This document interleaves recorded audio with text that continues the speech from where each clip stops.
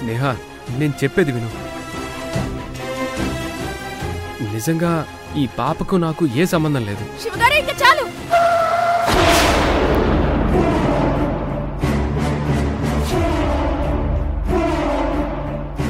ఇంకా నన్ను మోసం చేయడానికి ఎందుకు ట్రై చేస్తున్నారు? ఆ ఎస్ఐ చెప్పింది నిజం. మీ మగాళ్ళంతా తప్పులు చేస్తారు, కానీ దాన్ని ఒప్పుకోరు. ఎంతసేపు నీ మాట నీదే కాని నా మాట వినవా? నా క్యారెక్టర్ చూసే కదా నన్ను లవ్ చేశావు. ఇప్పుడు అదే క్యారెక్టర్ని అనుమానిస్తున్నావా? అక్కడే నేను మోసపోయానండి. మీ మనసు ఒక పుష్పక విమానమని, అందులో ఎంతమందికైనా చోటుంటుందని నేనే తెలుసుకోలేకపోయానండి. పిచ్చిగా మాట్లాడకు స్నేహ. నేను అప్పుడు ఇప్పుడు నిన్నే లవ్ చేశాను. ఇప్పుడు నా లైఫ్లో ఉంది నువ్వే. నువ్వు తప్ప ఎవ్వరూ లేరు. ఎవరూ లేకుండానే 6 ఏళ్ల పాపొచ్చిందా? జరిగిందంతా నీకు చెప్పాను, అయినా నువ్వు నమ్మట్లేదు. ఎలా నమ్మమంటారండి?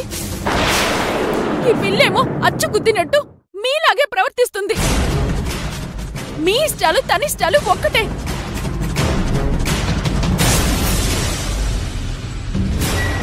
ఇదంతా ఎందుకు జరుగుతుందో నాకు అర్థం కావడం లేదు. చాలా బాధలో, డిప్రెషన్లో ఉన్నాను. ఇటువంటి టైంలో భారీగా నువ్వు నాకు హెల్ప్గా ఉండాలి, కానీ నువ్వు కూడా నన్ను బాధ పెడుతున్నావు. చూసారా, ఇప్పుడు కూడా మీరు తప్పు నా మీదకే నెట్టేసి తప్పించుకుందామని చూస్తున్నారు.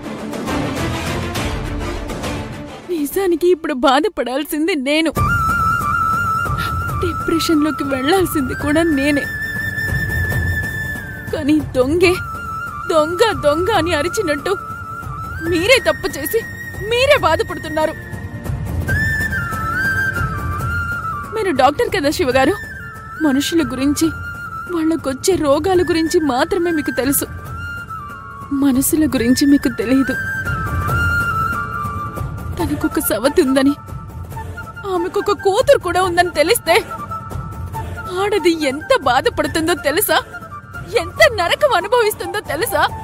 స్నేహ ప్లీజ్, చెప్పేది విను. ఇక మీరు చెప్పేది నేను వినేది ఏం లేదండి. అంతా అయిపోయింది.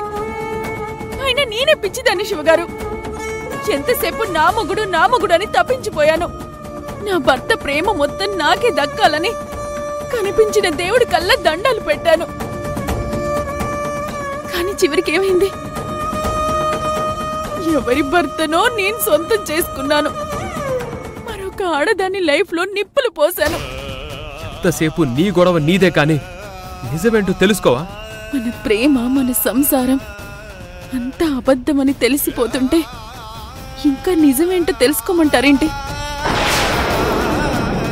మీరు అబద్ధాలని నిజాలుగా చెప్తున్నారు. ఈ పిల్ల ఎవరో నాకు తెలీదు, వీళ్ళ అమ్మ ఎవరో నాకు అస్సలు తెలీదు అంటారు. అంతే కదా? అన్నీ నువ్వే అనేసుకుంటుంటే ఇంకా నేనేం మాట్లాడను స్నేహ. అర్జున్ అనుమానించినప్పుడు కావేరి ఎందుకంత బాధపడిందో ఇప్పుడు నాకు అర్థం అవుతుంది. చెయ్యని నేరం మీద పడితే ఎంత బాధగా ఉంటుందో తెలుసా? భర్త చేసిన నేరానికి శిక్ష తను అనుభవించాల్సి వస్తే ఆ భార్యకెంత బాధగా ఉంటుందో తెలుసా? స్నేహ, అర్జున్ లాగే నువ్వు అనుమానంతో మనిషిని బాధ పెట్టుకో. చెప్పాను కదా శివగారు, అర్జున్ది కేవలం అనుమానం, కానీ నా ముందుంది నిజం. నేహా,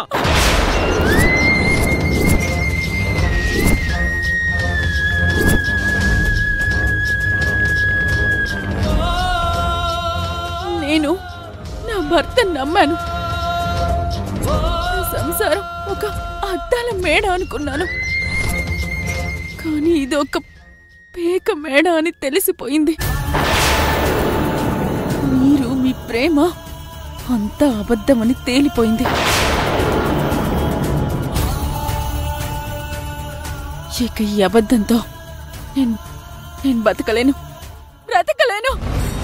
నేహా,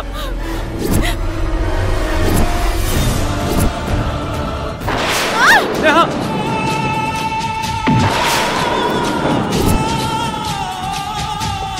స్నేహ, స్నేహ, స్నేహ, స్నేహ, స్నేహ.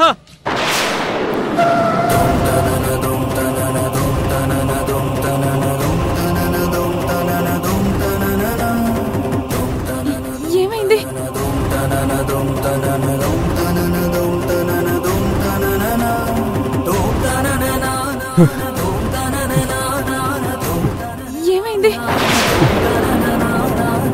ఏం లేదు, ఏం లేదు.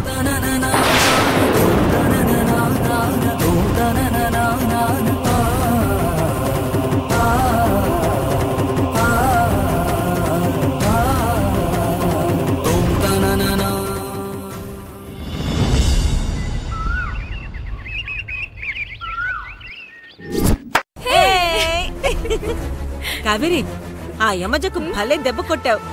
లేకపోతే ఎప్పుడు నిన్నే ఇబ్బంది పెడుతుంటుంది. మీ ఇద్దరికీ ఆటగా ఉంది కానీ నాకు భయంగా ఉంది. ఈరోజు రౌడీలతో వచ్చి నీ మొబైల్ లాక్కుంది. రేపు రౌడీలతో నిన్ను చంపించాలని చూస్తే? వద్దు కావేరి, ఇవన్నీ వద్దు.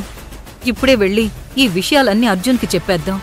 లేదత్తయ్య, మనం ఆవేశంలో అర్జున్ బాబుకి ఇవన్నీ చెప్తే ఆయన మొబైల్ ఎక్కడుంది అని అడుగుతారు.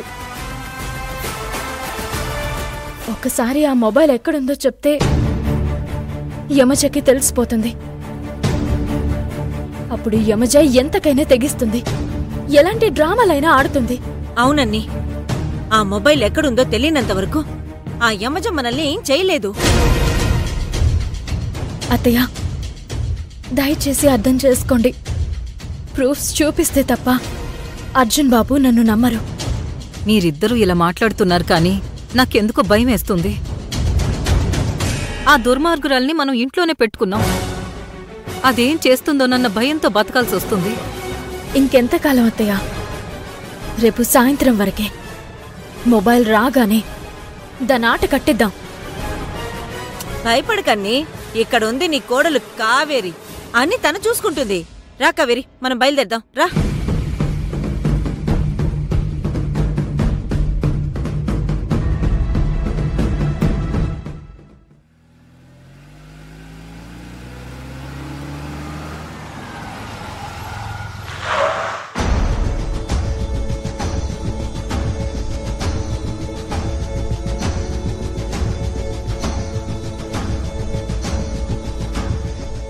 డాడీ, ఐస్ క్రీమ్ కావాలి. షట్ అప్, అంతా నీ వల్ల.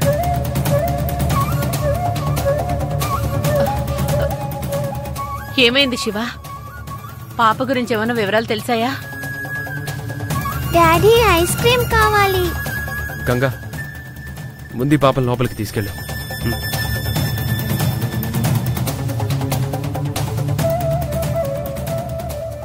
చెప్పు శివ, ఈ పాప అమ్మా నాన్నలు ఎవరో తెలిసిందా?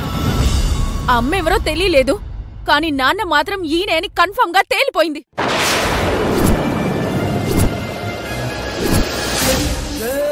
స్నేహ, నువ్వు కూడా ఏంటి? ఈరోజు నేనే, రేపు లోకమంతా కోడే కూస్తుంది. పోలీస్ స్టేషన్లో జరిగింది చాలదా? ఏం జరిగింది? నీకు నాకు మాత్రమే అర్థం కావట్లేదమ్మా. ఆ పిల్ల ఈయన బిడ్డేనని ప్రపంచానికి ఎప్పుడో అర్థమైపోయింది. నేహా,